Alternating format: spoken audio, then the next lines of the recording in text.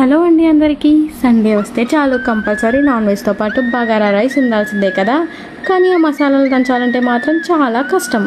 అయితే ఈ సింపుల్ రెసిపీని ఒకసారి మీ ఇంట్లో ట్రై చేయండి. ఫస్ట్ గిన్నె పెట్టుకొని దాంట్లో సరిపడా ఆయిల్ వేసి మసాలా దినుసులు పచ్చిమిర్చి వేసి వేపండి. అవి వేగిన తర్వాత ఉల్లిపాయలు మంచి కలర్ వచ్చేంత వరకు వేయించుకోండి. ఉల్లిపాయలు బాగా వేగిన తర్వాత అందులో తగినంత అల్లం వెల్లుల్లి పేస్ట్ వేయండి. అల్లం వెల్లుల్లి పేస్ట్ పచ్చివాసన పోయిన తర్వాత ముందుగా నానబెట్టుకున్న బియ్యాన్ని ముందుగా వేసి తర్వాత ఇందులో దానికి తగ్గట్టు నీళ్లు పోయాలి. నీళ్ళు కొంచెం మరగ్గానే బిర్యానీ ఆకు, కొత్తిమీర, పుదీనా, ఉప్పు వేసి దాని పైనుంచి సాదీరా జల్లుకొని మూత పెట్టుకోవాలి. మీడియం ఫ్లేమ్లో దాన్ని 15 నిమిషాలు ఉంచి మూత తీసి పసుపు నెయ్యి కలిపిన మిశ్రమాన్ని దానిపై నుంచి చల్లాలి. ఈ నెయ్యి పోసిన తర్వాత మళ్ళీ ఒక 5 నిమిషాలు దాన్ని స్మాల్ ఫ్లేమ్లో ఉంచాలి. 5 నిమిషాల తర్వాత స్టవ్ ఆఫ్ చేసుకుంటే మన బగారా రైస్ రెడీ.